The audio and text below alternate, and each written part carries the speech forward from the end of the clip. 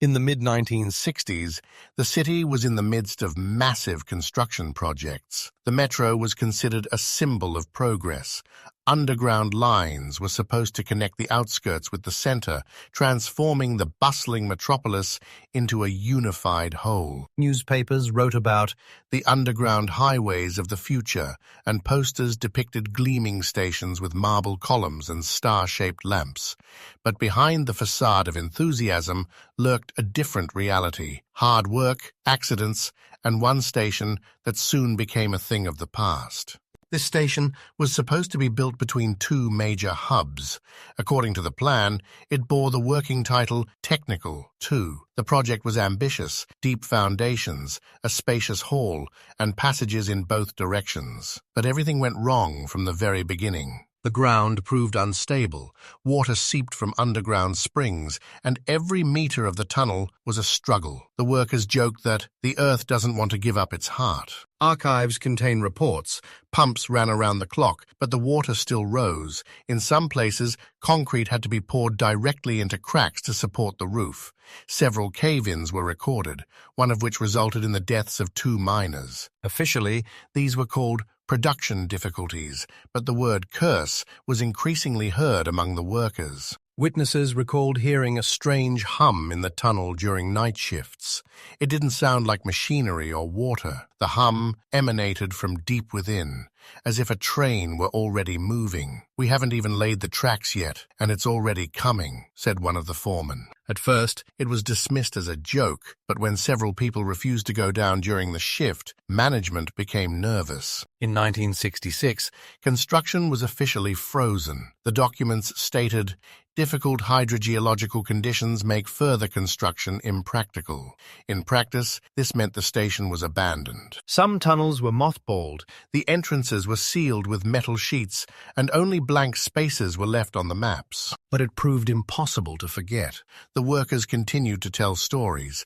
One claimed to have seen a light in the depths, even though the power was out. Another said he heard the screeching of brakes, as if a train was stopping at a platform. A third swore he glimpsed a figure in a hard hat in the darkness, even though he was alone in the tunnel at the time. These stories didn't make it into the newspapers, but they lived on in oral memory. In the barracks where the construction workers lived, they discussed in the evenings how the station didn't want to be born. Older people recalled that there had once been a ravine on this spot, where the war dead were buried. The young people laughed, but their laughter was nervous. Meanwhile, the city was growing. New metro lines opened one after another, and no one remembered Technicheskaya 2. It didn't even exist on official maps, but drivers sometimes noticed something odd. Between two stations, the trains seemed to slow down, even though the tracks were straight. Some said they felt a slight vibration, as if the train were passing another hall. A letter from an engineer, dated 1967,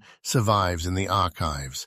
"We closed the station, but it didn't close to us. Something remains there. Sometimes I think we built not a tunnel, but a door." This letter was never published, but a copy circulated among the workers. Over the years, the station's memory became legendary. Young metro workers heard about it like a scary fairy tale. There's a place where the train goes past nothingness. But for those who worked there in the 1960s, it wasn't a fairy tale, but an experience they preferred to forget. And yet, the station continued to live in the shadows. It wasn't on maps, but it was in conversations. It wasn't mentioned in reports, but it was felt by those who passed by. It became an empty space that couldn't be filled. Thus began the story of the ghost station, a story in which official documents told one story, while people's memories told another. And it was in this crack between fact and rumor that a secret was born, one that would return again and again, each time reminding us of itself with a rumble from the depths. When construction of the Technicheskaya Drag 2 station was officially frozen, it seemed the story would end there. Metal sheets blocked the entrances, the pumps were shut off, and the reports concluded with a dry period. Further construction is impractical, but in the memories of those who worked underground, there was no period. On the contrary, from that moment on, the station began to live a second life, a life of rumors, whispers, and strange tales passed from mouth to mouth. In the barracks, the subway workers discussed not salaries or weekend plans in the evenings, but what they heard in the tunnel. One worker swore that on the last shift, as they were already packing up their equipment, he heard the distinct screeching of brakes. It was like a train had stopped at the platform, he said. Another claimed to have seen a light in the distance, even though the power had long since been cut off. Not a lantern, not a lamp, but a steady white light, like the headlights of a train, he insisted. These stories quickly grew more detailed. Someone added that they heard footsteps, though there was only one in the tunnel. Another said they saw a figure in a helmet standing motionless against the wall. Soon, a new word appeared in conversation: ghost station. It was said half-jokingly, but there was a sense of unease in every laugh. Newspapers, of course, didn't write about it. There was no room for mysticism in the official press of the 60s. But short notes still filtered through. Unusual noises recorded during station construction. Workers complain of fatigue and hallucinations. These lines quickly disappeared from the pages, but the memory of them lingered. Rumors were especially rife among the drivers. They said the train sometimes seemed to slow down between two adjacent stations, as if it were passing another hall, they said. Some claimed to feel a slight vibration, as if the train actually stopped for a second and then picked up speed again. In 1967, an incident occurred that would ultimately cement the station's reputation. One of the engineers responsible for preserving the facility went missing. His belongings were found at the tunnel entrance: a hard hat, a notebook, a pack of cigarettes. But the engineer himself was missing. The reports listed him as an accident, but his body was never found. From that moment on, even the most skeptical workers stopped arguing. Rumors spread beyond the construction site. People in the city began saying that the metro had an extra stop. Passengers claimed to occasionally see lights in their windows, even though there shouldn't be anything between the stations. One student wrote in his diary, "Today the train slowed down, and I saw lights in the darkness. They were motionless, as if the train was parked opposite the platform." These stories were passed down from generation to generation. Young metro workers, coming to work, would hear from their elders, "There's a place where the train passes by nothingness." For some, it was a horror story. For others, a warning. A letter from one of the engineers, written in 1968, has been preserved in the archives. "We closed the station, but it didn't close to us. Sometimes I feel like we built not a tunnel, but a door. And this door opens in a different direction than we're used to." The letter was never published, but copies circulated among the workers, heightening the atmosphere of secrecy. By the late 1960s, the station had become a legend. It wasn't on maps, but it lived on in conversations. It wasn't mentioned in reports, but it was felt by those who passed by. It became a void that couldn't be filled. And it was in this emptiness that the first real rumors began to emerge about trains without passengers, about lights in the darkness, and about the station continuing to exist, not on paper, but in someone's memory and in someone's fear. By the late 1960s, the Technicheskaya 2 station had become something of an urban myth. It wasn't on any maps, but everyone who had ever worked underground knew about it. And yet, until a certain point, it remained mere rumors and strange stories. A true shadow fell over the station in the 1970s, when an event occurred that couldn't be attributed to fatigue or imagination. In 1972, a small group of engineers still remained at the site. Their task was to periodically check the condition of the sealed tunnels, monitor the water pressure, the tightness of the concrete plugs, and ensure the seals did not crack. The work was routine, but necessary. One of these engineers was Victor S., a 40-year-old man, an experienced specialist who had worked in metro construction since his youth. His colleagues described him as calm, reasonable, and not prone to fantasies. One day, Victor and his partner descended into the tunnel. They were supposed to check the pumps and record the water level. The duty officer noted in the log, "Left at 10:15, 2 of us." An hour later, his partner returned alone. He was pale, his hands shaking.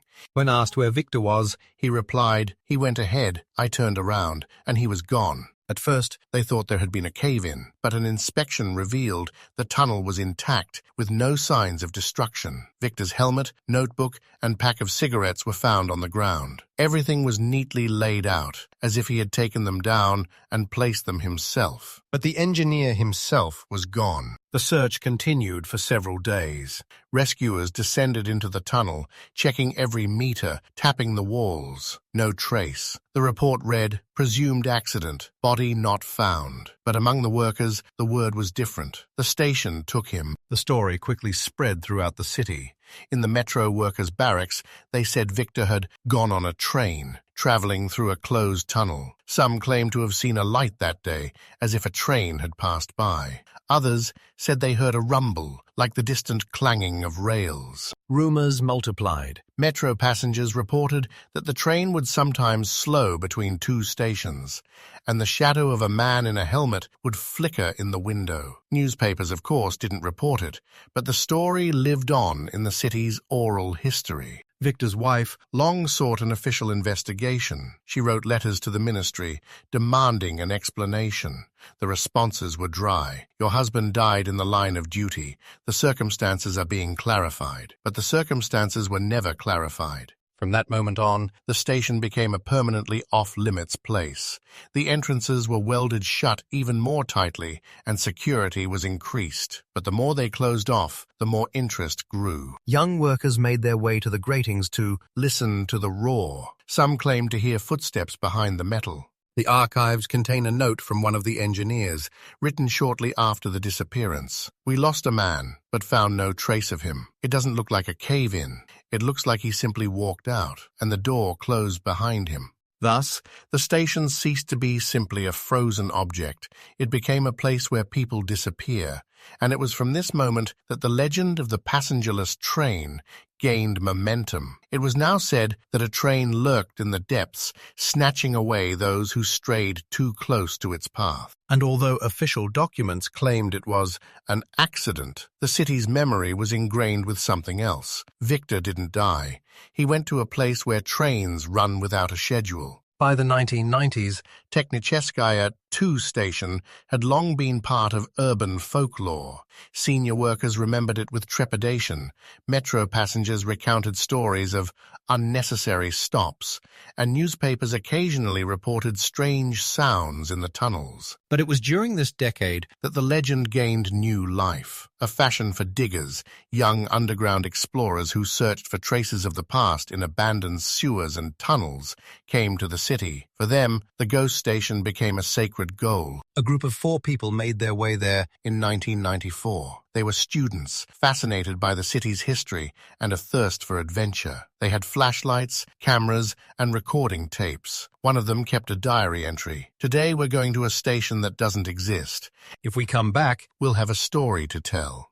They found one of the old utility hatches that led into the abandoned site. The metal grating was rusty, and soon they found themselves in a dark corridor that smelled of damp and rust. The first steps were ordinary. Concrete walls, dripping water, traces of old cables. But the further they went, the stronger the feeling that the space was alive became. One of the diggers later recounted, "We were walking through a straight tunnel, but it felt like it was breathing. The air would get colder, then warmer, and the whole time there was a constant hum, a steady, low sound, as if a train was passing nearby." Soon they emerged into the hall. It was the station's unfinished vestibule, concrete columns and arches, frozen in the semi-darkness. Writing was visible on the walls. At first they thought it was graffiti, but in the light of the lanterns it became clear. They were dates, clear numbers, scratched with something sharp, and they all referred to the future. 1997, 2001, 2010. One of the diggers filmed it. The recording can be heard them arguing, "Who could have done this? There's no one here." Suddenly a sound came from the depths, a metallic screeching, like brakes. Then light. For a moment, the hall was illuminated by a steady white glow, as if a train had passed by. But there were no tracks beneath their feet. They rushed back. The diary contains the last entry. "We saw a train, without passengers. It was traveling through the air." This story quickly spread among the diggers. Some considered it a fabrication. Others considered it proof that the station was alive. The cassette tape circulated, and everyone heard something different on it. Some heard ordinary noise. others distant voices. Officially, the authorities didn't react. The reports read, "Unauthorized entry, violators apprehended." But the legend had already taken on a life of its own. Now they said that a train really did operate in the depths, empty, driverless, and passengerless, and that it appeared only for those who dared to defy the ban. From that moment on, the station ceased to be just a forgotten landmark. It became a test. For some, a test of courage. For others, a door into the unknown. And everyone who heard of it understood. If the train existed, it didn't carry people. It took them away. In the early 2000s, when the metro was being expanded again, workers stumbled upon a strange find. While repairing a nearby section of tunnel, a metal token was pulled out from under a layer of concrete. At first glance, it looked like an ordinary travel pass, one of thousands of them. But it was stamped with the year of issue, 1982. The problem was that Technicheskaya 2 station had been closed back in the 1960s, and it was impossible to get there in the 1980s. The token looked worn, as if it had been used for a long time. There were traces of friction on the edges, scratches on the surface. The workers joked, "Someone rode a train that doesn't exist," but the joke quickly turned to alarm. The token was handed over to the administration, where it was hidden in the archives. Word of the discovery spread instantly. People in town claimed it was proof that the station had continued to operate even after its closure. Some claimed the token belonged to engineer Victor, who disappeared in 1972. Others said it was a ticket for a train without passengers. There was no official comment on the discovery. The reports simply stated, "An object unrelated to the current work was discovered." But for those who believed the legend, the token became a clue, a small metallic proof that there was a place underground where time moves differently. Today, the Technicheskaya-2 station officially no longer exists.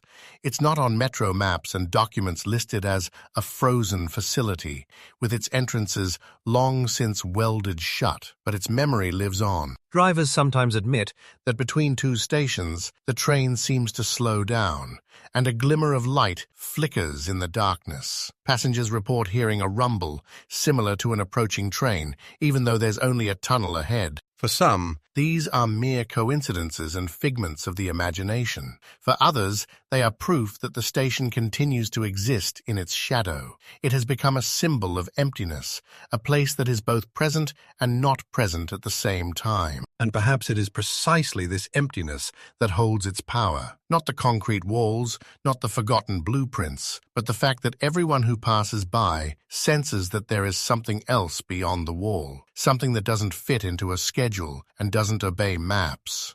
So the story of the ghost station ends not with an answer, but with silence. And this silence resounds louder than any train.